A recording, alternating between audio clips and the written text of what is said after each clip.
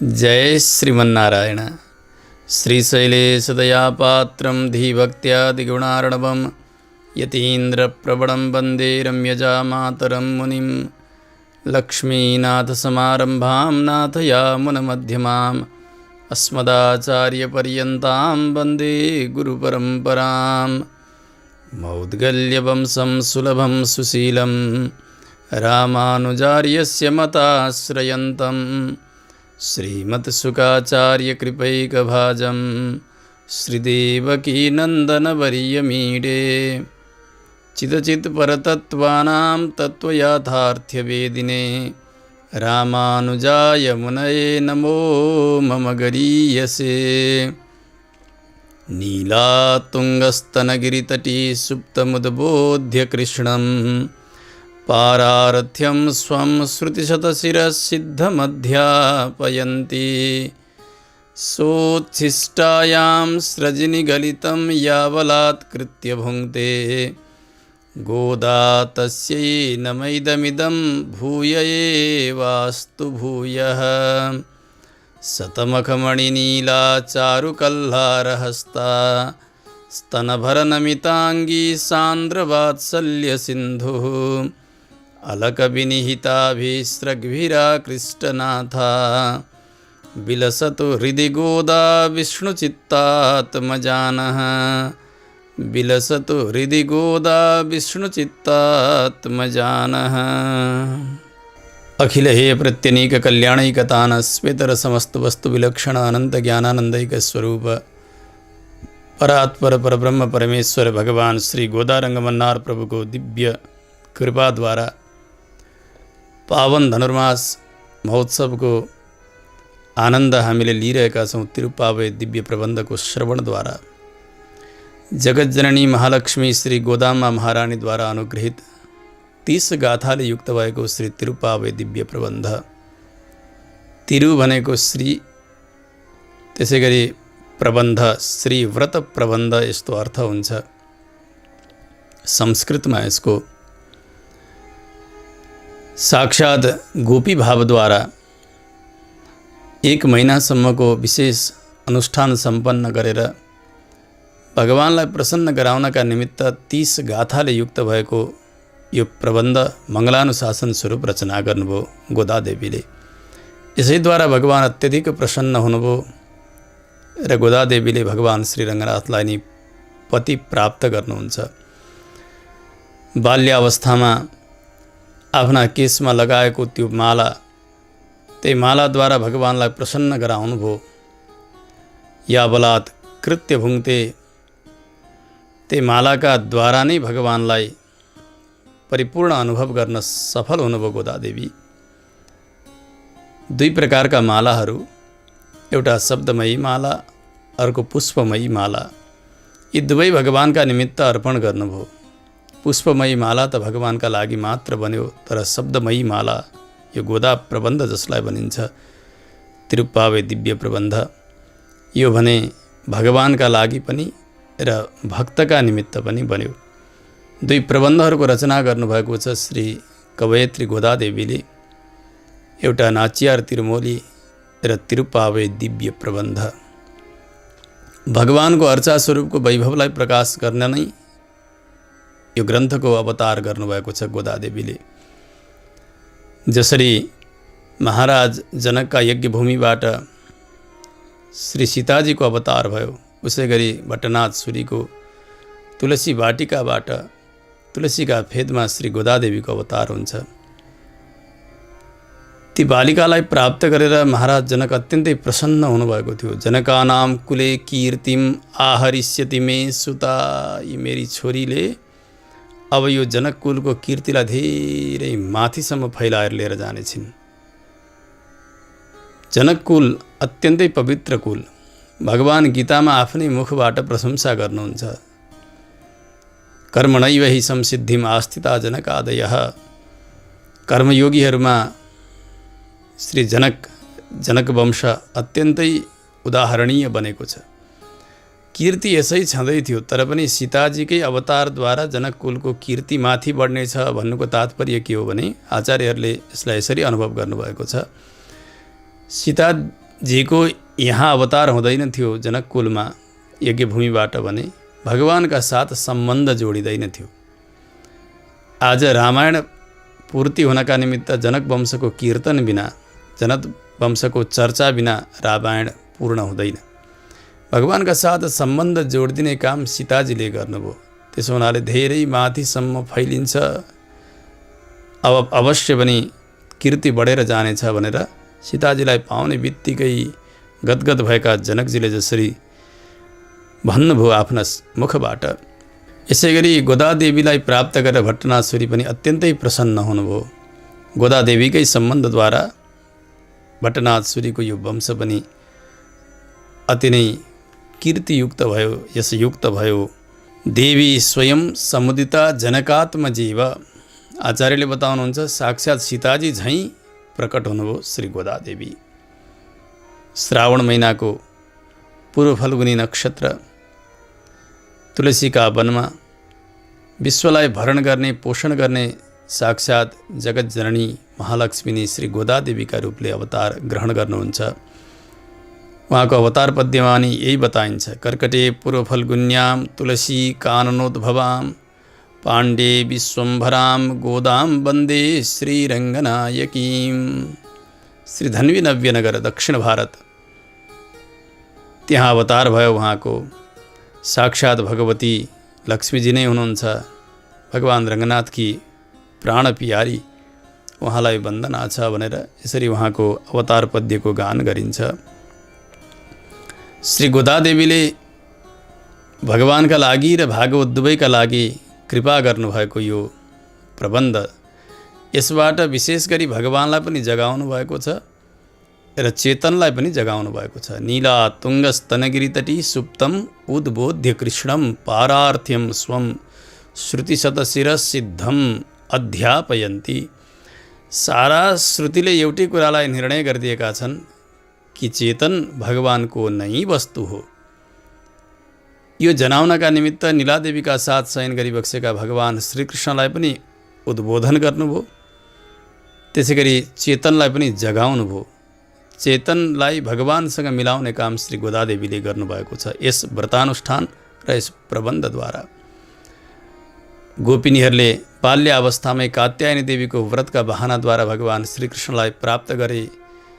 पिताजीका श्रीमुखबाट विष्णु पुराण आदि गरेका ग्रन्थहरूको श्रवणका क्रममा बाल्य अवस्थामै गोदादेवीले यो सुन्नुभयो। हृदयले बाल्य अवस्थाबाटै भगवानलाई पति मान्नुभयो र उहाँलाई प्राप्त गर्नका निमित्त आफूलाई एक गोपी भावमा चिन्तन गरेर श्री धन्वी नव्यनगरलाई ब्रजभूमिका रूपले परिकल्पना गरेर बटपत्र शाही भगवानलाई श्री कृष्णका रूपले र 10 आलवारहरूलाई 10 सखीका रूपले चिन्तन गर्दै यो व्रतलाई पूर्ण गर्नुहुन्छ श्री गोदादेवीले। सकल श्रुतिको सार नै यहाँ ल्याएर भरिदिनु भएको छ। सारा वेदान्तको रहस्यलाई 30 गाथामा भरिदिनु भएको छ। जसरी एउटा सामान्य टालामा महँगो रत्न पोको पारेर राखिन्छ, हेर्दाखेरि त्यो टालो जस्तो मात्रै देखिन्छ बाहिरबाट हेर्दा, त्यहाँभित्रको रत्न जान्नेले मात्र खोज्न सक्छन्। यसै गरी उहाँका यी शब्दावलीहरू हेर्दा यो के भनेको होला, कसो भनेको होला जस्तो लाग्छ मूललाई मात्र हेर्ने हो भने, परन्तु यसको व्यङ्ग्यार्थलाई, स्वापदेशलाई परम्परा सिद्ध आचार्यहरूका श्रीमुखबाट श्रवण गर्ने हो भने थाहा हुन्छ, हो कस्ता दिव्य रत्नहरू यसभित्र लुकाइदिनु भएको रहेछ गोदादेवीले। श्री तिरुपावे दिव्य प्रबन्धले वैष्णवताको परिपूर्ति गर्दछ। यो श्रवण गरिसकेपछि, यो लागिसकेपछि व्यक्तिले आफ्नो कर्तव्यलाई, स्वरूपलाई जान्न सक्दछन्। आज हामी 10औं दिनमा प्रवेश गरेका छौँ। प्रत्येक दिन एक एक गाथाको अनुभव गर्दै गर्दै आउँ पहिले 10वीं गाथाको मूल पाठलाई श्रवण गरौँ। त्यस पछाडि हामी अगाडि यसको विशेष उपन्यास श्रवण गर्नेछौँ। नोत्तुच्वरकं पुगुगीन्द्रबम्मनाय माता ममतारारो वासल तिरवादार नात्त तुजाय मुडिनारायणन नम्माल पुत्त परेत्तरुं पुण्यनाल पंडोरुनाल कुत्तुत्तिनवाय विडंद कुंभकर्णनुं तुत्तुम उनक्की पेरुंतुइलतान तंदानो आत्त वनंदलुडयाय अरुंगलमे तित्तमाय बंधु तिरवेलोरेंबावाय। श्री गोदादेवीले आफ्ना श्रीमुखबाट भगवानको यसरी मङ्गलानुशासन गर्नुभयो 10औं गाथामा। यसको अनुवाद आचार्यले यसरी गर्नुभएको छ। व्रतानुष्ठानं परिसमाप्य परमानन्दानुभवं कुर्वाणे कृतकृत्ये भो सखी माभुन्नाम कवाटोद्घाटनं किमहोवाच उद्घाटनमपि दुष्करं सुरभि तुलसी स्रग अलङ्कृतमकुटेन अस्मादृशामपि जनानां स्तुत्या प्रसन्नताम् अवाप्य काङ्क्षितं प्रयच्छता परमपुण्यात्मना च भगवता नारायणेन पुरा कदाचिन् मृत्युमुखं प्रापितः कुम्भकर्णोऽपि पराजितो भूत्वा स्वकीयामपि महानिद्रां किं तुभ्यमेव प्रायच्छत् अत्यन्तं तन्द्रापरवशे उत्तमाभरणभूते भो गोपिके सुप्रसन्नतया समागत्य कवाटम उद्घाटय। गोपी भाव द्वारा श्री गोदादेवी एक विशेष सखीलाई उत्थापन गरिरहनु भएको छ। व्रतानुष्ठान समाप्त गरेर बडा आनन्दका साथ त्यो आनन्द अनुभव गर्दै शयन गर्नेवाली गर्नुपर्ने काम परिपूर्ण गरिसकेकी हे सखी, ठिकै छ तिमी यो दरवाजा नखोल, तर तिमी बाणी त खोल्न सक्छौ नि। किम हो वाच उद्घाटनमपि दुष्करम, यो बाणी खोल्न पनि तिमीलाई यति गाह्रो भयो, केही त बोलिदेऊ। शिरमा तुलसीको सुगन्धले परिपूर्ण भएको मुकुट लगाउनेवाला हामीहरू जस्ता सामान्य जनको स्तुतिद्वारा प्रसन्न भएर परिपूर्ण फल प्रदान गरिबक्सने परम पुण्य भगवान नारायणले पहिले कुनै समयमा मृत्युका मुखमा पुर्याएको कुम्भकर्णले पनि तिमीसँग पराजित भएर स्वकीयाम अपि महानिद्रां किम तुभ्यमेव प्रायच्छत्, आफूसँग भएको त्यो महानिद्रा पनि तिमीलाई नै दियो कि क्या हो? यति गाढा निदाएकी छौ तिमी। अत्यन्तम तन्द्रा परवशे, अत्यन्तै निदाउने वाली उत्तम आभरण भएकी हे गोपिके, प्रसन्न भएर आएर यो दैलो खोलिदेऊ। मूलमा यसरी वर्णन गर्नुहुन्छ गोदादेवीले। प्रथम गाथामा भगवत अनुभवका निमित्त सबैलाई आउनका निमित्त आह्वान गर्नुभयो। भगवत शरणागतिका निमित्त केवल इच्छा भए पुग्दछ, यसका लागि कोही अधिकारी नियम, स्थान नियम, अरू कुनै पाबन्दीहरू छैनन् भनेर आह्वान गर्नुभयो। दोस्रो गाथामा श्री धनुर्मास व्रत, यसमा गर्नुपर्ने कृत्यहरू र त्याग्नुपर्ने कृत्यहरू, त्यसको निरूपण गर्दै यो बताउनुभयो कि भगवानका सन्निधिमा आउँदा, आचार्य समाश्रयणका निमित्त आउँदा शास्त्रले भनेको मान्ने भएर आउनु, शास्त्रवश्यत्व यसलाई निरूपण गर्नुभयो। दोस्रो गाथामा आउनु सबैलाई अधिकार छ, तर शास्त्रले भनेको मान्ने भएर आउनु। तेस्रो गाथामा प्रारम्भ गरिएको यो व्रतको फल अत्यन्तै विस्तृत हुन्छ, धनुर्मास व्रतको फल भनेर फलश्रुतिलाई बताउनुभयो। चौथो गाथामा आएर जो जलका अधिष्ठात्री देवता मेघ देवता हुनुहुन्छ, उहाँलाई आज्ञा दिनुभयो गोपिनीहरूले, हे मेघ देवता परिपूर्ण वर्षा गर्नुहोला, आफ्नो उदारतालाई कति पनि सङ्कुचित नगरिकन सर्वत्र पृथ्वी सस्य श्यामला बनुन्, सबैलाई आनन्द मिलोस् र हाम्रो यो व्रतमा पनि परिपूर्ण सहजता होस्, किनभने वर्षा नभएर हामीलाई यमुनाजीमा स्नान गर्ने जल पनि कमी भइरहेको छ। त्यस कारणले परिपूर्ण जलको वर्षा गरिदिनुहोस्, मेघ देवतालाई आज्ञा गर्नुभयो। पाँचौँ गाथामा आएर गोपिनीहरूले आफ्ना शास्त्रका माध्यमबाट विभिन्न प्रकारका विघ्नको आशंका गर्नुभयो। जति जति उत्तम कर्महरू गरिए त्यस्ता कर्मका बीचमा अनेक विघ्नहरू हामीले देख्दै आयौँ। भगवान श्री रामचन्द्रको राज्याभिषेकका समयमा, युवराज बन्ने समयमा वनवास जानु परेको पनि हामीले देखेका छौँ। अरू पनि साहित्य जान्ने गोपिनीहरूले अर्का प्रकारले शङ्का गर्नुभयो। यसरी विभिन्न समूहका गोपिनीहरू आफ्ना शास्त्र र आफ्नो अभ्यास अनुसार यो प्रारम्भ गरिएको धनुर्मास व्रत जो 1 महिना लामो अनुष्ठान छ, यसका बीचमा कुनै प्रकारको विघ्न अवश्य आउन सक्छ। श्रेयांसी बहुविघ्नानि भवन्ति महतामपि शास्त्रले यसरी नै बताएका छन्। उत्तम कार्य गर्न थाल्यो भने विघ्न आउँछन् भनेर, के गरी यो विघ्नको निवारण गर्ने होला भनेर चिन्तित भएका अवस्थामा वेदान्त जान्ने गोपिनीले यसको समाधान दिनुभएको थियो। जसरी कोही शुभ कार्य प्रारम्भ गर्नु छ भने पहिले विश्वक्सेन आराधना गरिन्छ। विश्वक्सेन आराधनामा कुनै विघ्न आयो भने त्यसका लागि फेरि अर्को कुनै कर्म गरिँदैन, त्यो विघ्न हटाउनका निमित्त। विश्वक्सेन आराधनाले आफूमा भएको विघ्न हटाउँदै अब गरिने कार्यको विघ्न पनि हटाउने जसरी हुन्छ, यसै प्रकारले हामीले गरिएको यो धनुर्मास व्रतले यसभित्र आउने विघ्न हटाउँदै अब संसारमा भएका अमङ्गलहरू पनि सबै नाश भएर जानेछन्, कुनै विघ्न हुने छैन भनेर समाधान दिनुभयो 5औं गाथामा। 6औं गाथाबाट प्रत्येक एक गाथामा एक विशेष सखीहरूको उत्थापन प्रारम्भ गर्नुभएको छ। 6औं गाथामा भगवानका अनुभवमा नवीनतया अवतीर्ण कोही एक खास गोपिनीको उत्थापन गर्नुहुन्छ। 7औं गाथामा गोपी मण्डलीको नायक मणि समान भएकी यस्ती कोही उत्तम गोपिनीको उत्थापन गर्नुभयो जो सुतेकी छन्। त्यसै गरी 8औं गाथामा आइसकेपछि एउटी भगवत अनुभवका निमित्त अत्यन्तै कुतूहलवाली गोपीको उत्थापन गर्नुभयो। 9औं गाथामा आएर हिजो मामाकी छोरीलाई बोलाउनुभयो। उनी नजागिसकेपछि माइजूलाई पनि सम्बोधन गरेर भन्नुभयो, तपाईँकी छोरीलाई उठाइदिनुहोस्, कि आँखा देख्दिनन् कि कान सुन्दिनन् कि अथवा लाटी छिन् कि अथवा यी निदायकै यसरी नै हो कि अथवा कसैले तन्त्र मन्त्र गरेर यिनलाई त्यो आसनमा बाँधेर राखिदिएको छ, किन उठ्दिनन्, भगवानका नाम कीर्तन गर्दै गर्दै यिनलाई जगाइदिनुहोस् भनेर मामाकी छोरीलाई उत्थापन गर्नुभयो 9औं गाथामा।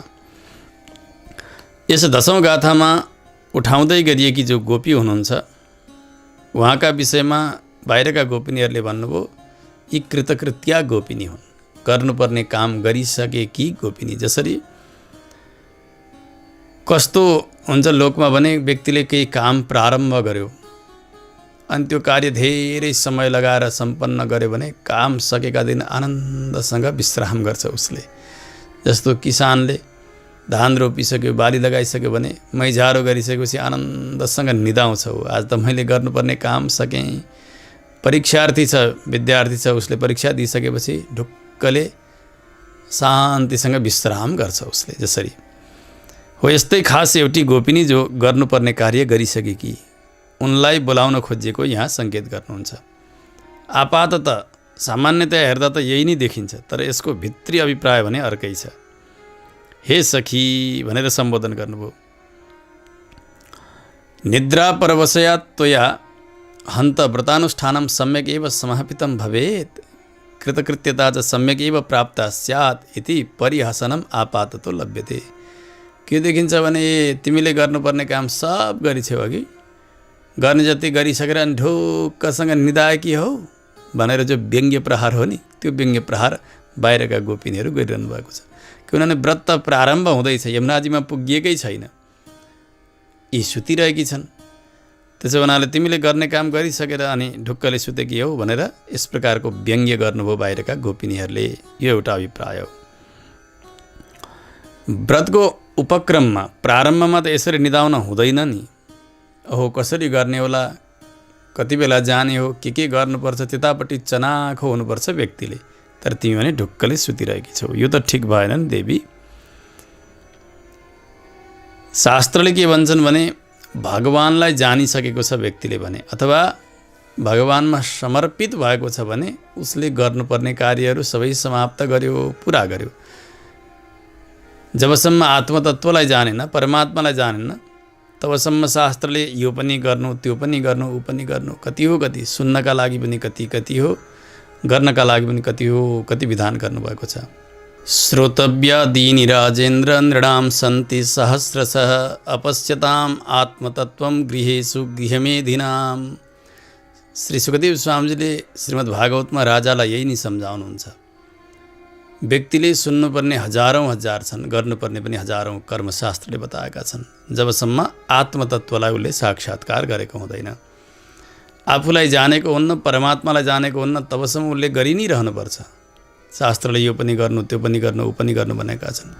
तर जब यो आत्माको भार भगवानलाई समर्पण गर्यो, भगवान एकमात्र रक्षक हुनुहुन्छ, म भगवानद्वारा रक्षित हुँ भन्ने, भगवानको हुँ भन्ने यो बोध गरेर समर्पित भयो भने त्यस पछाडि गर्ने कर्महरू यी सबै भगवानको मुखोल्लासका निमित्त हुन्छन्, भगवानका कैंकर्यका निमित्त हुन्छन्। ती कार्यद्वारा ती कर्मद्वारा ऊ पार लाग्ने होइन, यी सबै कैंकर्य बुद्धिले गरिने कर्महरू भगवानका सेवाका निमित्त हुन्छन्। महाभारतमा पनि यही एउटा प्रसङ्ग आउँछ।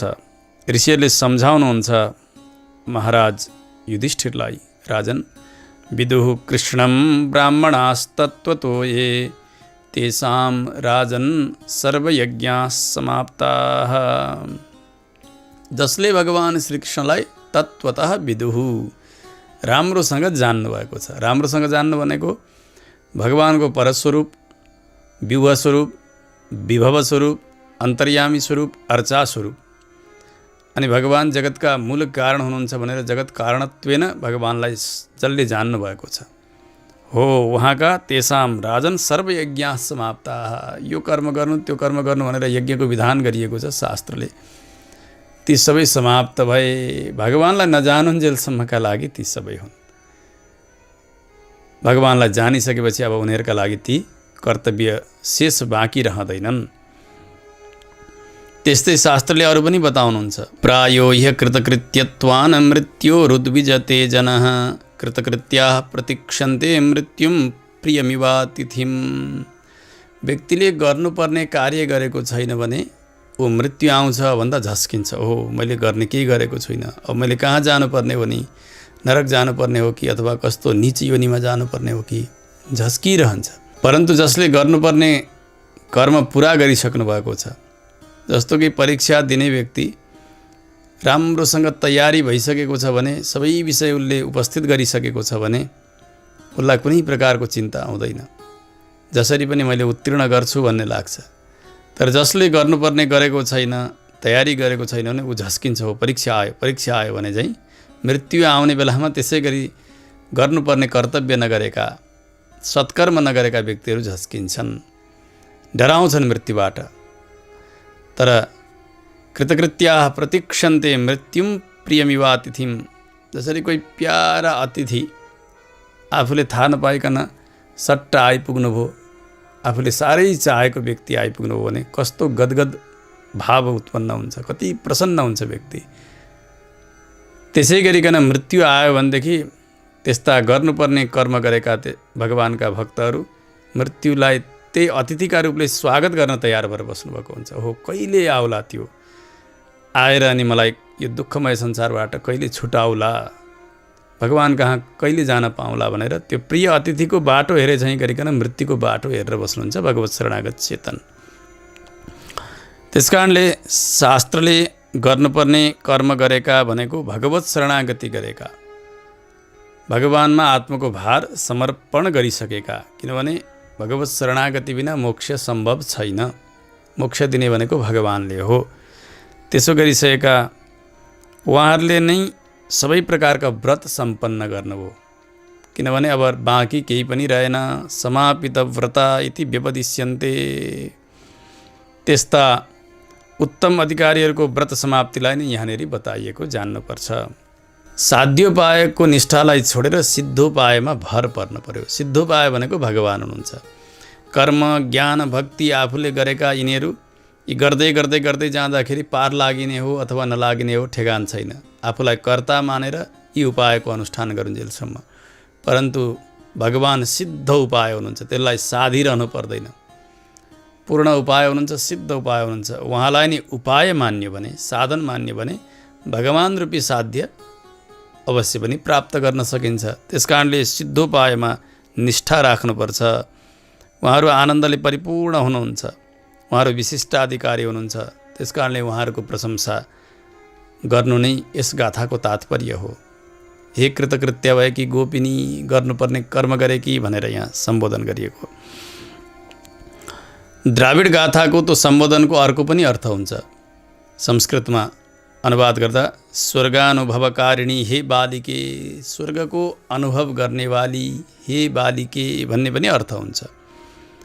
स्वर्ग के हो नरक के हो, स्वर्ग भनेको अत्यन्तै आनन्दको स्थान हो, नरक दुःखको स्थान हो। स्वर्ग शब्दको अर्थ भगवत अनुभव पनि हुन्छ। स्वर्गका देवताहरूले जहाँ बसेर जुन आनन्दको कामना गरेका हुन्छन्, जुन स्थानको कामना गरेका हुन्छन्, त्यो पनि स्वर्ग नै हो।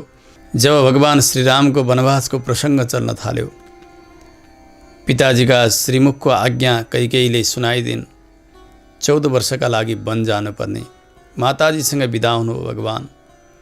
यता सीताजीलाई माताका सेवाका निमित्त यहाँ अयोध्यामा छोडेर जाने विचार गर्नुभयो भगवानले। धेरै सम्झाउनु पनि भयो, लक्ष्मणजीलाई पनि धेरै सम्झाउनु भएको छ, तर न सीताजी मान्नुभयो न लक्ष्मणजी मान्नुभयो। भगवानको सेवादेखि रहित भएर अयोध्या बस्न चाहनु भएन। वाल्मीकि रामायणमा सीताजीले भन्नुहुन्छ भगवानसँग, प्रभु मैले सबै सुने, तर कन्यादानका समयमा मेरा पिताले मेरो हात हजुरका हातमा राख्दै के भन्नुभएको थियो? इयं सीता मम सुता सह धर्मचरी तब। यी छोरी, यी सीता मेरी छोरी आजका दिनबाट तपाईँकी सहधर्मचारिणी बन्ने छिन्। जसरी छाया र व्यक्ति अलग हुन सक्दैन, जसरी सूर्य र प्रकाश अलग हुन सक्दैन, यसै गरी हजुरका सुखमा र दुःखमा यिनले साथ दिने छिन्, छाया जस्तो बनेर, प्रकाश जस्तो बनेर। यसरी कन्यादान गर्नुभएको हो। त्यसो हुनाले हजुरको सेवा बिना त म एकछिन रहन सक्दिनँ। सीताजीले भन्नुभयो, यस्त्वया सहसा स्वर्गो निरयो यस्त्वया बिना। हजुर जहाँ हुनुहुन्छ मलाई त्यो वन भए पनि स्वर्ग समान हो। हजुर हुनु भएन भने यो स्वर्गै भए तापनि त्यो मेरा निमित्त नरक समान हो। त्यसो हुनाले म अयोध्यामा रहन्न, हजुरको सेवाका निमित्त जान्छु। यसरी सीताजीले भन्नुभयो। अविच्छिन्न भगवत अनुभव रूप आनन्द एव अत्र स्वर्ग शब्दाभिलप्य। अविच्छिन्न भगवानको अनुभवको जो आनन्द हो त्यसैलाई नि यहाँ स्वर्ग शब्दले बताउन खोजिएको हो, यो जान्नुपर्छ। त्यस पछाडि बाहिरका गोपिनीहरूले भन्नुभयो, तिमी यो दैलो खोल्दिनौ भने नखोल, तर तिमी ती सुती सुती त्यो बिस्तराबाटै बाणी खोल्न चाहिँ के कठिनाई भयो नि तिमीलाई? तल्पादेव प्रत्युत्तर प्रदानमपि तब कथम दुष्करम जातम। केही त बोलिदेऊ, केही त भनिदेऊ। यसबाट के जानिन्छ भने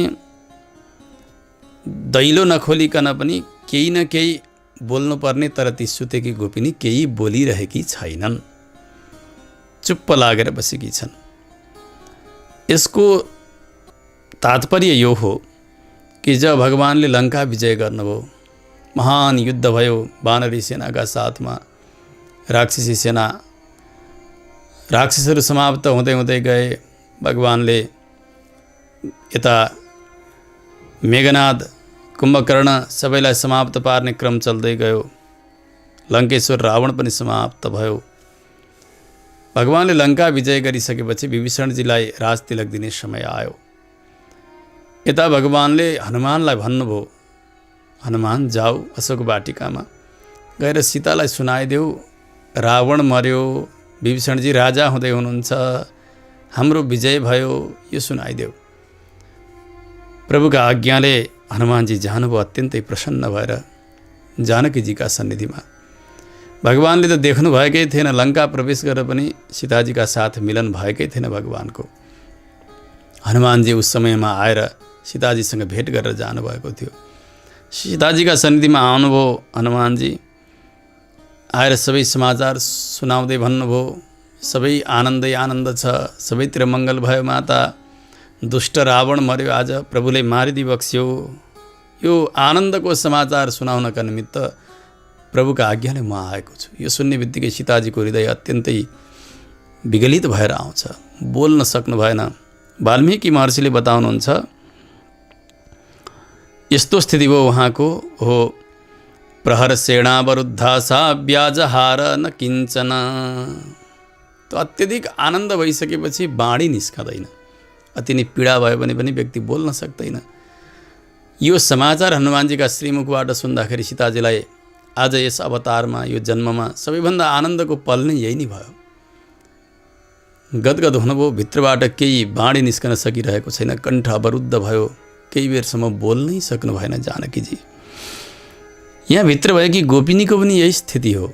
निदाएर अथवा बाणी नभएर नबोलेकी गोपिनी हुनुहुन्न। यहाँ निरन्तर भगवानको अनुभवमा लागेर भित्रबाट हृदय भक्कानिएर आउँछ, केही बोल्न सकिरहनु भएको छैन।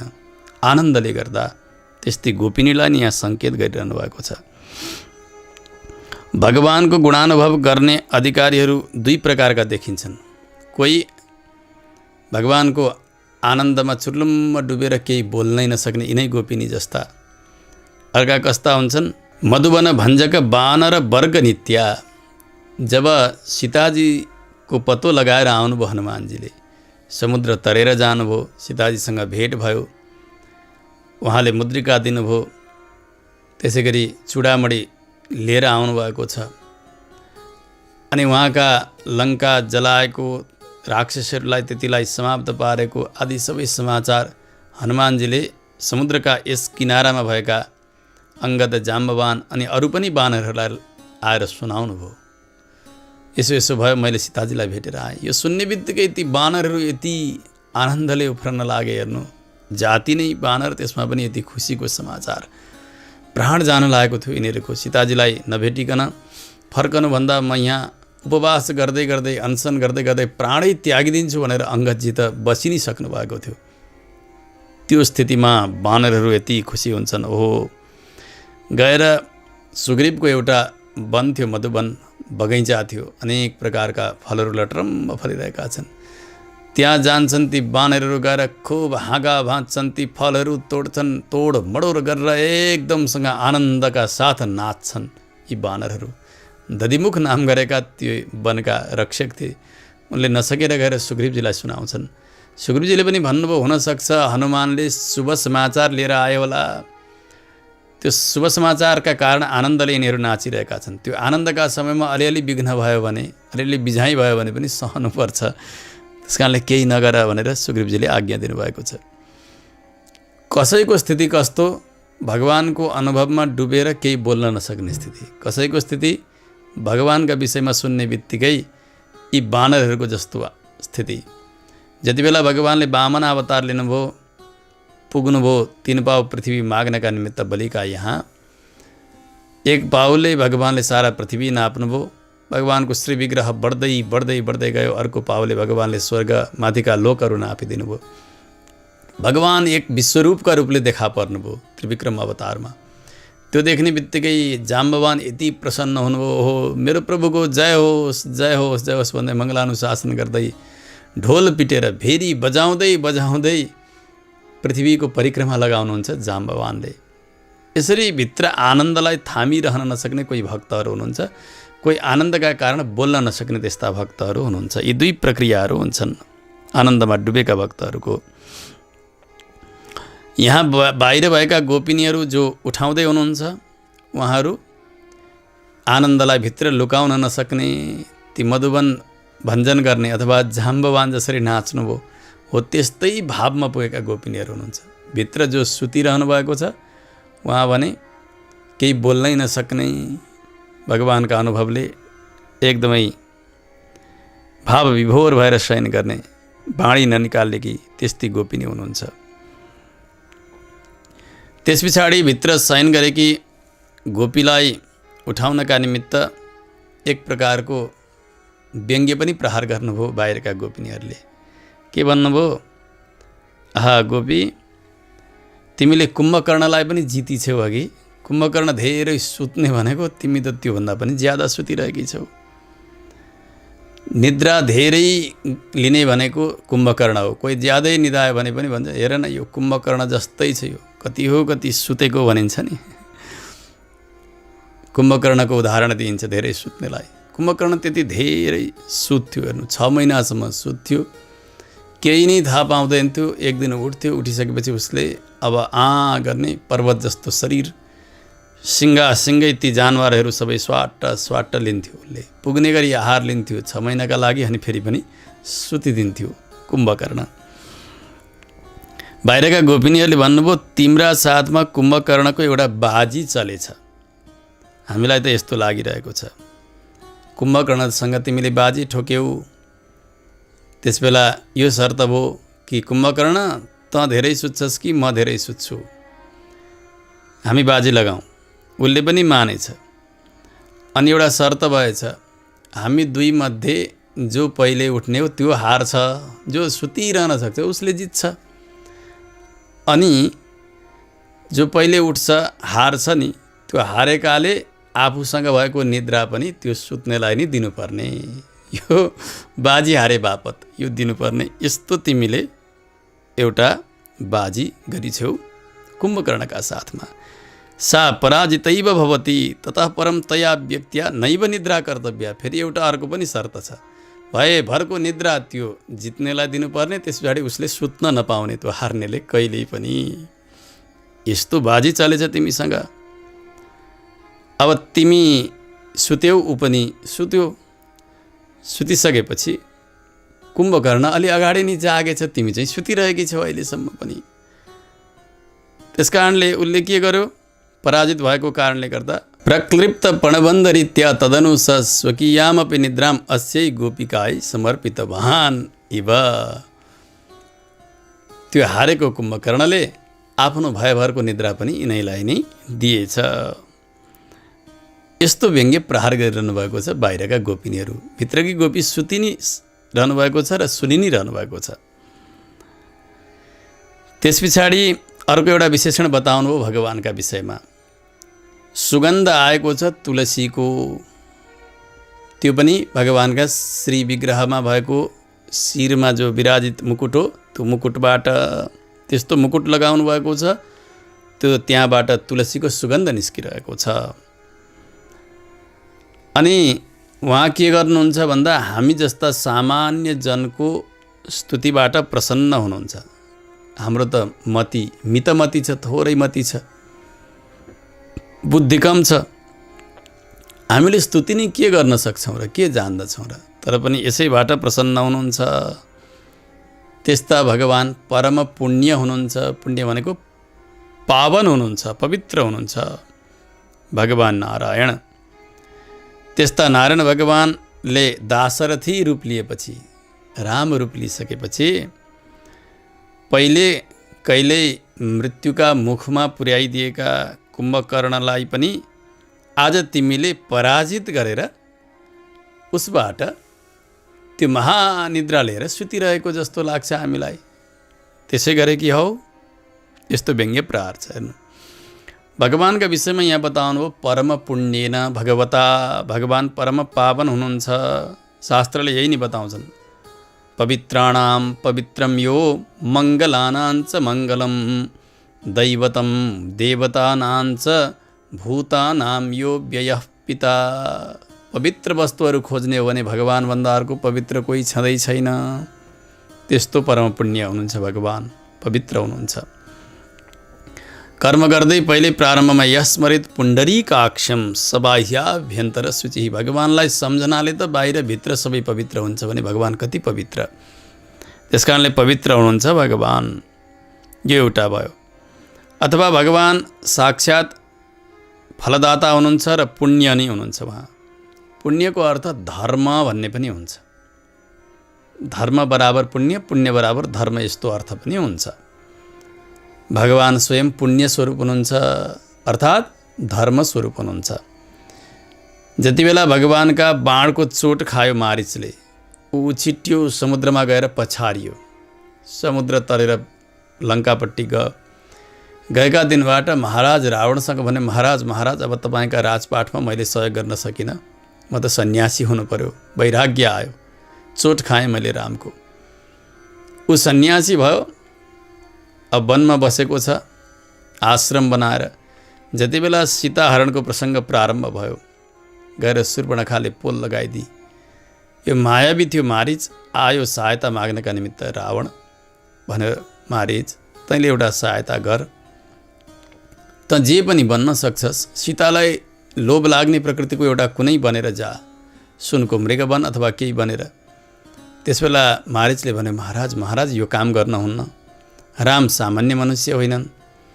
म त जहाँ जहाँ देख्छु त्यहाँ सर्वत्र रामलाई देख्छु। त्यति मात्र होइन, तपाईँका नाममा पनि र छ, रावण, त्यो रस देख्ने बित्तिकै सुन्ने बित्तिकै म झस्किन्छु, उनै रामलाई सम्झिन्छु, कतै उनै त आएका होइनन् भनेर। कहाँ देख्छ सोध्यो उसले। मारिचले भन्यो, महाराज हेर्नु त, वृक्षे वृक्षे च पश्यामी चिर कृष्णाजिनाम्बरम। यो रुख रुखमा, हाँगा हाँगामा, पात पातमा, सर्वत्र मैले रामलाई देखिरहेको छु। भगवानको त्यो बाणको चोट खाइसकेपछि यति ब्रह्मज्ञानी बनेको थियो मारिच। उसले धेरै तरिकाबाट सम्झायो रावणलाई, सम्झेन उसले। यो पनि भन्यो रावणलाई मारिचले, महाराज सुन्नुहोस्, सुलभा पुरुषा राजन सततम प्रियवादिनः अप्रियस्य च पथ्यस्य वक्ता श्रोता च दुर्लभः। एकदमै चिल्लो लगाएर बोल्ने, मिठो बाणी बोल्ने व्यक्ति पनि धेरै पाइन्छन्, त्यस्ता बाणी सुन्ने व्यक्ति पनि धेरै पाइन्छन् संसारमा। तर जो असत्य होस्, मिठो बनाएर सुनाइएको होस् त सुन्न चाहन्छ, तर यथार्थ बोलोस्, त्यो सुन्दा कानमा चाहिँ अलिकति प्रिय नलाग्ने होस्, अलिक कठोर होस्, तर उसका लागि कल्याणकार होस्, त्यस्तो बोल्दिने व्यक्ति पनि पाइँदैन। र त्यस्ता श्रोता त झन् पाइँदैनन्। वक्ता श्रोता च दुर्लभः। कठोर लाग्ने होस् तर सत्य होस्, यस्ता बोल्दिने पनि पाइँदैनन्, सुन्ने पनि पाइन्नन्। तर तपाईँका कल्याणका निमित्त मैले त आज सबै नै बताइरहेको छु। उसले भन्यो, राम को हो त? उसले भन्यो, राम त साक्षात् धर्मस्वरूप हुनुहुन्छ। रामो विग्रहवान धर्म साधु सत्य पराक्रमः। रामजी मूर्तिमान धर्म हुनुहुन्छ। यसबाट के जानियो? धर्मको उपल्लो परिभाषा भनेको ईश्वर। सबै परिभाषाहरू धर्मका ठिक ठिकै छन्, आफ्ना आफ्ना दर्शन सीमाभित्र रहेर दार्शनिकहरूले धर्मको परिभाषा गर्नुभएको छ। तर सबैभन्दा उत्तम धर्मको परिभाषा भनेको, धर्म भनेको ईश्वर। यो हो हाम्रा शास्त्रले निरूपण गरेको धर्म। यसैगरी महाभारतमा पनि भगवान श्रीकृष्णलाई नै सनातन धर्म भनेर बताउनु भएको छ। ए च वेदविदो विप्रा ए चाध्यात्मविदो जनाः ते वदन्ति महात्मानः कृष्णं धर्मं सनातनम। वेदको पूर्व भागलाई जान्ने र वेदको उत्तर भागलाई जान्ने, कर्म भाग र ब्रह्म भाग दुवैलाई जान्ने विद्वानहरूले यही नै निश्चय गरिदिनु भएको छ कि सनातन धर्म भनेको भगवान श्रीकृष्ण हुनुहुन्छ। त्यसकारणले धर्म भनेको ईश्वर। पुण्य शब्दको अर्थ हो धर्म र धर्म भनेको ईश्वर। त्यसो भएको हुनाले परम पुण्येन नारायणेन, परम पुण्य परम धर्म स्वरूप हुनुभएका भगवान नारायणले भन्नुको तात्पर्य यही नै हो। भगवान स्वयं धर्म स्वरूप हुनुहुन्छ, पुण्य स्वरूप हुनुहुन्छ। अनि अत्यन्तै निद्रा यहाँ बताइएको छ नि। कस्तो निद्रा यो भन्दा एक प्रकारको वेदान्तको अर्थलाई यहाँ प्रकाशित गरिरहनु भएको छ। भगवानले गीतामा पनि यही कुरा बताउनु भएको छ। गीतामा भगवान आज्ञा गर्नुहुन्छ, या निशा सर्वभूतानां तस्यां जागर्ति संयमी यस्यां जागृति भूतानि सा निशा पश्यतो मुनेः।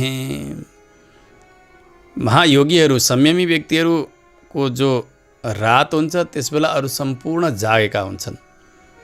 यसैगरी सबैको रात जतिखेर हुन्छ त्यतिखेर योगीहरूको दिन बनेको हुन्छ, त्यसबेला उहाँहरू जाग्नुहुन्छ। अरू सुतेका बेला योगीहरू जाग्ने, अरू जागेका बेला योगीहरू सुत्ने।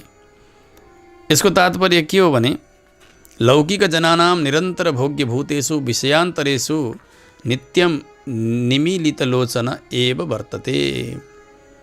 सारा संसारीहरू विषयमा एकदमै आफलुत बनेर दौडेर त्यसमा डुबिरहेका देख्दा योगीहरू ती सबै कुरामा आँखा बन्द गरिदिनुहुन्छ। त्यसकारणले उहाँहरूका लागि त्यो रात भइदियो। विषयपट्टि पटक्कै मन उहाँहरूको जाँदैन।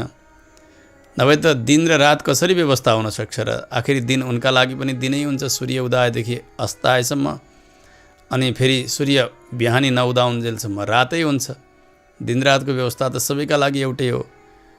तर यहाँ संसारीहरूको दिनमा योगीहरूको रात हुन्छ, संसारीहरूको रात योगीहरूको दिन हुन्छ भन्नुमा यो हो तात्पर्य कि हामी संसारीहरू अत्यधिक विषयमा जब आसक्त भएका हुन्छौँ, योगीहरू विषयतर्फ पटक्कै हेर्नुहुन्न, आँखा बन्द हुन्छन्, त्यतापट्टि ध्यानै दिनुहुन्न। त्यसकारणले उहाँहरूको रात हाम्रो दिन भएका बेलामा, जब हाम्रो रात हुन्छ त्यसबेला उहाँहरू जाग्नुहुन्छ साधनाका निमित्त। यो अर्थलाई बताउनका निमित्त यो निद्राको यहाँ सङ्केत गर्नुभएको छ। यस्ता उत्तम अधिकारी, यस्ता महापुरुषलाई यहाँनिर निदाउनेमा राख्नुभएको छ। द्राविड भाषामा मूल गाथामा कुम्भकर्ण यो शब्दको सोझो प्रयोग छैन। कुम्भकर्णनुम, कुम्भकर्ण यस्तो शब्द प्रयोग गर्नुभएको छ। यसबाट अर्को एउटा अर्थ स्फुरित हुँदैछ। जो कुम्भबाट प्रकट भएका हुन् उनलाई कुम्भकर्ण, कुम्भयोनि भनेर अगस्त्य ऋषिलाई जानिन्छ। अगस्त्य कुम्भबाट प्रकट हुनुभयो। कुम्भ सम्भव पनि नाम हो उहाँको। कुम्भ करणम यस्य, यस्तो व्युत्पत्ति गर्नुभएको छ। कुम्भ नै अथवा त्यो कलश नै करण छ जसको। त्यस्ता मुनिवर अगस्त्य ऋषि द्राविड भाषाका प्रवर्तक हुनुभयो। जति बेला दक्षिण जानका निमित्त आज्ञा भयो त दक्षिण देश द्राविड भाषा अत्यन्तै निहीन भाषाका रूपले त्यसबेला प्रयोग हुन्थ्यो।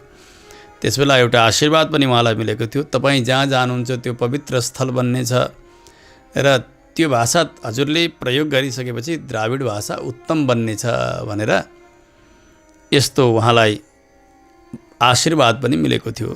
उहाँ जानुभयो, उहाँ गएर बस्नुभयो। त्यस्ता कुम्भकर्ण अगस्त्य ऋषि, उहाँ पनि तपाईँबाट पराजित हुनुहुन्छ भनेपछि अगस्त्य ऋषि अथवा उहाँभन्दा पनि उत्तम अधिकारी यहाँ कोही विशेष व्यक्तिलाई बोलाइरहनु भएको छ। कुन अंशमा पराजित हुनुभयो त अगस्त्य ऋषि भन्दा? महत्तर निद्रांशे पराजय, अत्यन्तै निदाउनमा यी व्यक्तिले जित्नुभयो। कुम्भकर्ण अगस्त्यजी हार्नुभयो। अनि कुम्भकर्ण जो राक्षस थियो उसको निद्राका विषयमा त हामीले अघि सुनिसकेका छौँ। तर कुम्भ सम्भव जो अगस्त्य ऋषि हुनुहुन्छ, अगस्त्य ऋषिको निद्रा चाहिँ कस्तो हो त? उहाँ त निदाउनु भएकै छैन भन्दा परम भागवतहरूको निद्रा भनेको तमोगुणको कार्य जस्तो होइन। तमोगुण कारण भएर जसरी निदाइन्छ नि, प्रमाद, निद्रा, आलस्य इत्यादि तमोगुणका कारण हुन्छ, त्यस्तो निद्रा होइन। यो हामीले पहिल्यैबाट नि सुन्दै आइरहेका छौँ। निदाएका व्यक्तिले के गर्छन् भने जबसम्म स्वप्न देख्छन् तबसम्म उनीहरूलाई उति शान्ति हुँदैन। रात्रि स्वप्न देखे भने ओहो निद्रै पुगेन, शरीर भारी भयो भन्छन्। तर स्वप्न अवस्थाबाट पनि सुसुप्ति अवस्थामा व्यक्ति पुग्यो। स्वप्न अवस्थासम्म बाहिरका इन्द्रियले काम नगरे पनि मनसँग त्यो आत्माको सम्पर्क भइरहेको हुन्छ। त्यसबाट भित्री अवस्था हो सुसुप्तिको अवस्था। त्यसबेला मनसँगको सम्पर्क पनि छुटेको हुन्छ। हामी निदाउँछौँ, निदाएका बेला स्वप्न देख्छौँ।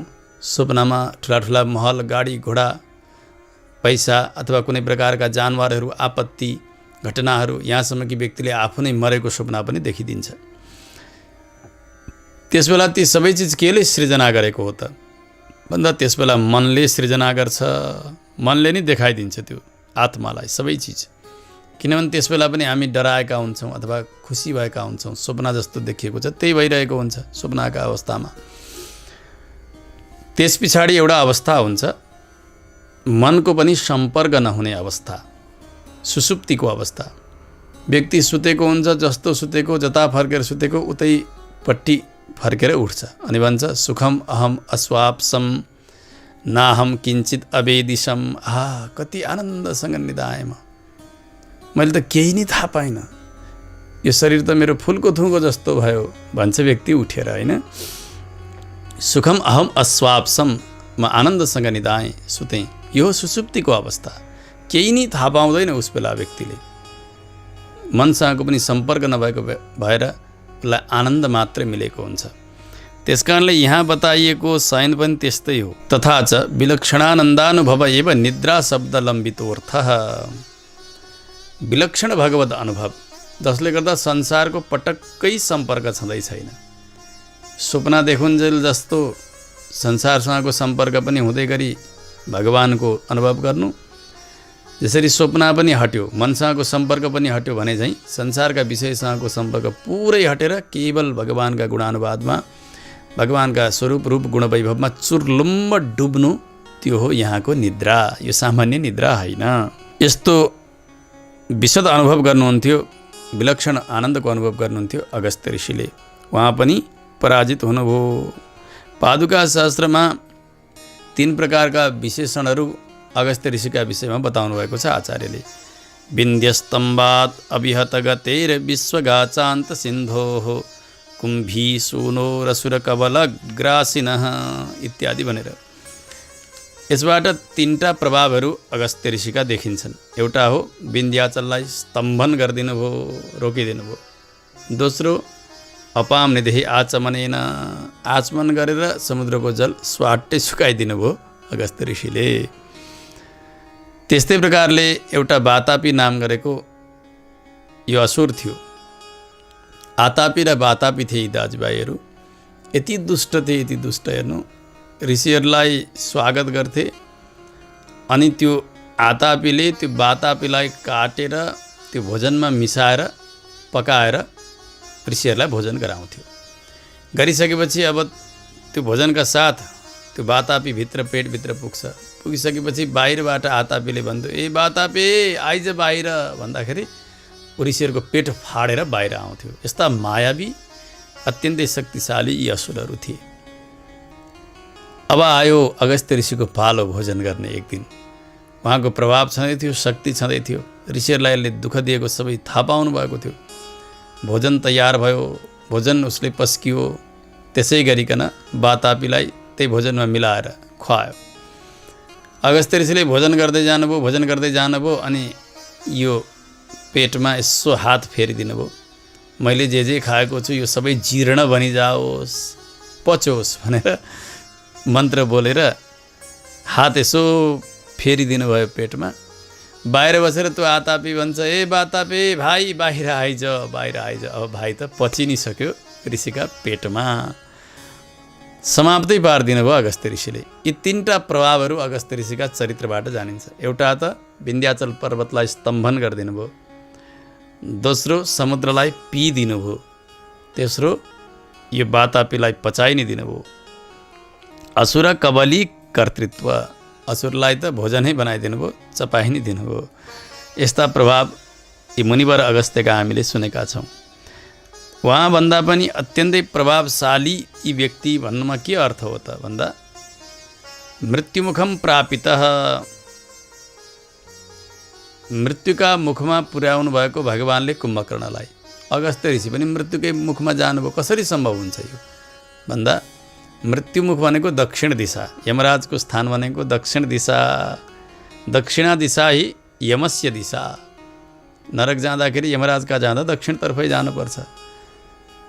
उहाँ देवताहरूका प्रार्थना अनुसार, ऋषिहरूका प्रार्थना अनुसार दक्षिण दिशालाई नै पवित्र गराउनका निमित्त जानुभएको हो द्राविड देशमा अगस्त्य ऋषि। त्यसकारण दक्षिण जानुभयो भन्ने सङ्केत मात्रै हो। यहाँ मृत्युमुख भन्नाले दक्षिण दिशा, यति मात्रै बुझ्नुपर्छ। दक्षिणादिकृतायेन शरण्या पुण्यकर्मणा, उहाँले दक्षिण दिशालाई अत्यन्तै पवित्र बनाउनु भयो, सबैको शरण्य बनाउनु भयो, शरणमा लिने त्यस्तो स्थान बनाउनु भयो, अत्यन्तै पुण्यकर्मद्वारा पवित्र गराउनु भयो। र यो द्रविड भाषालाई पनि पवित्र भाषाका रूपले उहाँले स्थापित गरिदिनु भयो। शास्त्रले यसरी बताउनुहुन्छ। श्री रामायणमा यो श्लोक आउँछ। यसबाट के जान्नुपर्छ भने उहाँको अत्यधिक प्रभाव थियो। जहाँ जानुहुन्थ्यो त्यो स्थानलाई पवित्र बनाउनुहुन्थ्यो। हो यस्तै महाभागवत जो हुनुहुन्छ अगस्त्य ऋषि अथवा उहाँभन्दा पनि अतिशय जो पुण्य हुनुहुन्छ, पवित्र हुनुहुन्छ र स्थानलाई पवित्र गराउन सक्नुहुन्छ, त्यस्ता प्रभावशाली महापुरुषलाई नै यहाँ बताउन खोजिएको हो कि कुम्भकर्ण अगस्त्यलाई पनि जित्नेवाला भनेको आफ्नो अनुष्ठानद्वारा उहाँभन्दा पनि उत्तुङ्ग स्थानमा पुग्न सक्नेवाला भनेर। त्यस पछाडि अर्को बताउनु भयो अत्यन्तै निद्राका परवश भएकी भनेर। अनि अर्को एउटा विषय बताउनु भयो उत्तम आभरणहरू लगाएकी, आभरण भनेको गहना लगाएकी भनेर। यहाँ तन्द्रालुत्व जो बताइयो, निदाउनु यो त ठिक होइन। सुदर्शन शतकमा पनि प्रार्थना गर्दा भनिन्छ, हे चक्रराज हन्तु तन्द्रालुताम वह। उनीहरूका सबै प्रकारका तन्द्रालुतालाई, आलस्यलाई नाश गरिदिनुहोस् भनेर हेयका रूपले बताइएको छ। तन्द्रालुतालाई, निद्रालाई, आलस्यलाई। आलस्य गर्न हुन्न, यो सबैले जानेकै छ। अनि यस्ता श्रेष्ठ अधिकारीमा यो तन्द्रालुता कसरी आयो त भन्दा एउटा विशेष अवस्थामा व्यक्ति निदाउँछ, ढुक्कले निदाउँछ। जसले व्यक्तिले काम गर्नुपर्ने गरिसकेको छ नि, गरिसकेपछि ढुक्कसँग निदाउँछ, हो अब त मेरो केही काम छैन बाँकी, अब विश्राम गर्दा हुन्छ भनेर गरिसकेका कर्महरूबाट कर्मलाई पूर्ति गरिसकेपछि व्यक्ति आनन्दका साथ निदाउने यो एउटा तन्द्रालुता हुन्छ। अनि अर्को एउटा हुन्छ गर्नुपर्ने कर्मलाई त्यागिदिने, आल्छी गरेर नगर्ने, गरिसकेर निदाउने एउटा गर्नुपर्छ भनेर निदाउने। यो दुईटा त देखिन्छ नि संसारमा पनि। यहाँ बताइएको कस्तो हो त यो तन्द्रालुता, यो विश्रान्ति कस्तो हो त भन्दा गर्नुपर्ने कर्म सबै गरिसकेर विश्रान्ति। नित्यं काम्यं परमपि कतिचित् त्वय्यध्यात्म स्वमतिभिरममाः निस्यासङ्गा विदधति विहितं श्रीरङ्गेन्दो विदधति नचति। श्री रङ्गराज स्तवमा हामीले पहिले पनि श्रवण गर्दै आइरहेका छौँ। श्री पराशर भट्ट स्वामीजीले यही बताउनु भएको छ, विदधति नचति। यसबाट यो अर्थ बताउँदै हुनुहुन्छ कि आफूले गरिएका कर्म, ज्ञान, भक्ति यी सबै उपाय हुन्, यसैबाट म पार लाग्छु भनुन्जेलसम्म व्यक्तिले काम पुरा गरेन। तर आफूले गरेका जति पनि नित्य कर्म, नैमित्तिक कर्म, काम्य कर्महरू छन्, यी सबै भगवानका आज्ञाले म गर्दैछु। किन भगवान शास्त्रद्वारा बोल्नुहुन्छ। भगवानले भन्नुभएको छ, श्रुति स्मृतिर्ममैव आज्ञा यस्ताम उल्लङ्घ्य वर्तते आज्ञाच्छेदी मम द्रोही मद्भक्तोपि न वैष्णवः। श्रुति भनेको वेद र स्मृति यी दुवै मेरा आज्ञा हुन्। मेरा आज्ञालाई पालन गर्यो भने त्यो मेरो प्यारो बन्यो। अब मेरो आज्ञा चाहिँ पटक्कै मान्दैन, श्रुति स्मृतिले भनेको मान्दैन, गर्नुपर्ने कर्तव्य गर्दैन। तर मेरो चाहिँ खुब पूजा आराधना गर्छ भने त्यो मेरो होइन। त्यो के हो? आज्ञाच्छेदी, मेरो आज्ञालाई उल्लङ्घन गर्यो नि, त्यस कारणले मम द्रोही, मेरो शत्रु हो त्यो। मेरो भक्त हो तर पनि त्यो वैष्णव होइन। मद्भक्तोपि न वैष्णवः, भगवानले यसरी बताउनु भएको छ। त्यस कारणले शास्त्रले भनेको मान्नु नै यसको स्वरूप हो। भगवानको आज्ञा हो शास्त्र भनेको। आफूले गरेका कर्मले, ज्ञानले, भक्तिले भगवानले फल दिनुहुन्छ, अथवा मैले गरेको कर्मले फल दिन्छ, ज्ञानले फल दिन्छ, भक्तिले फल दिन्छ भनुन्जेलसम्म उसले गर्नुपर्ने कर्म गर्न जानेन।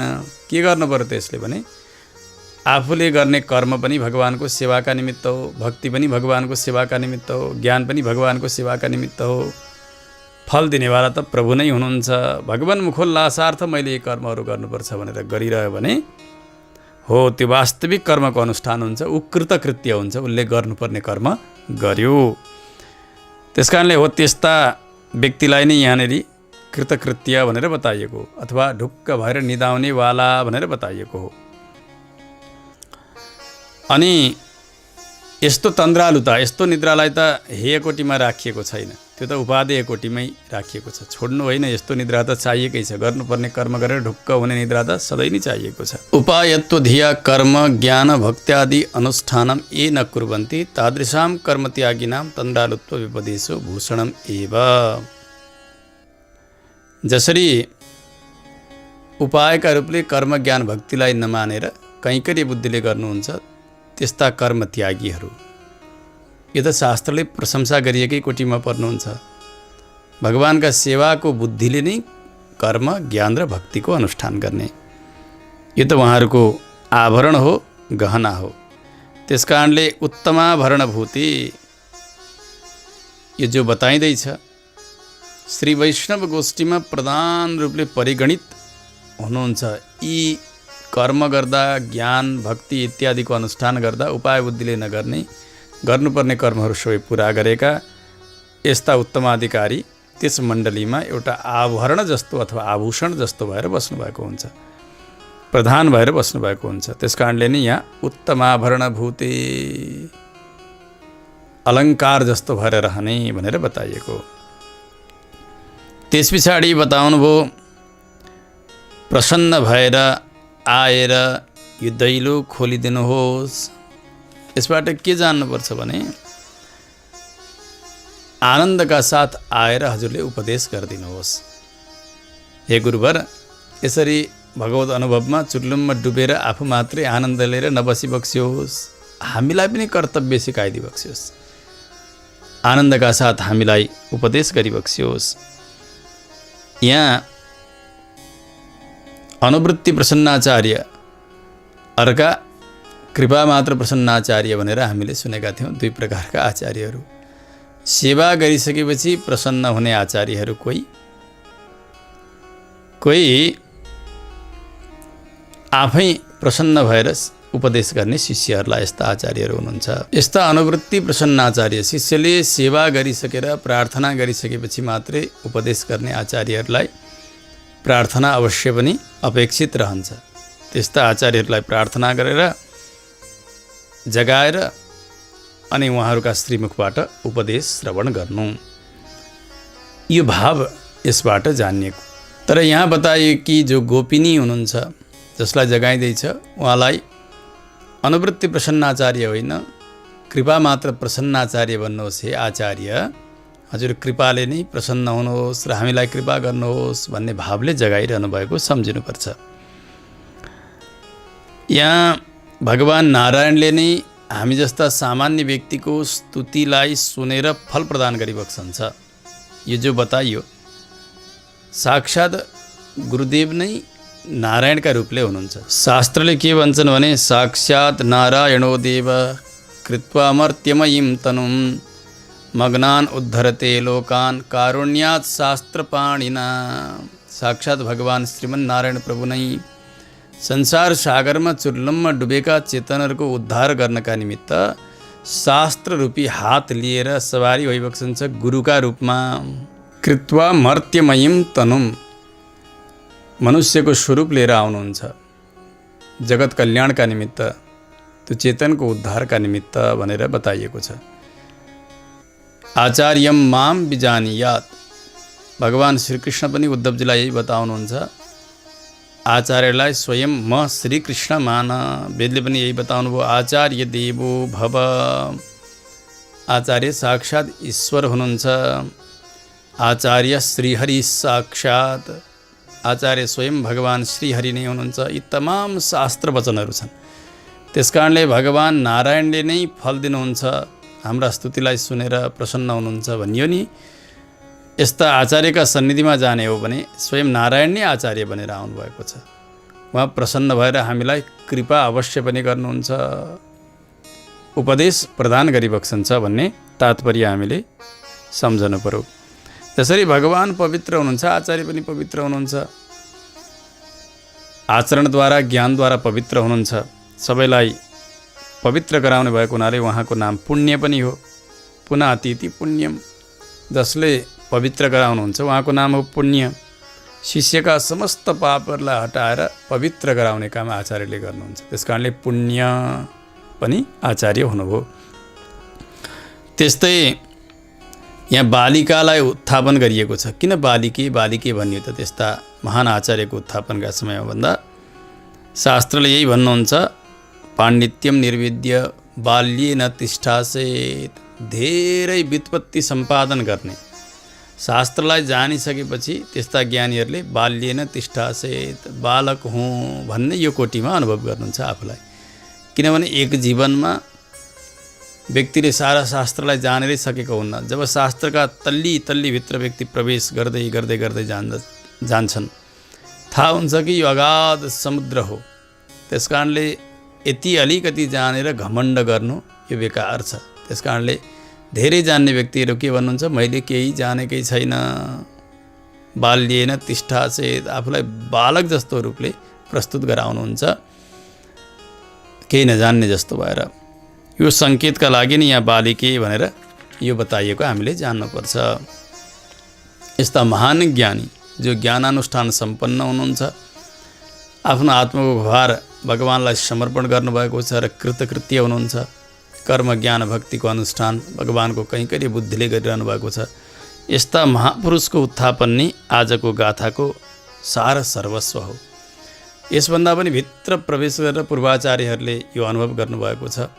कि आजको यो 10वीं गाथाबाट श्री पराङ्कुश सूरीको यहाँ उत्थापन गर्नुभएको हो गोदाजीले।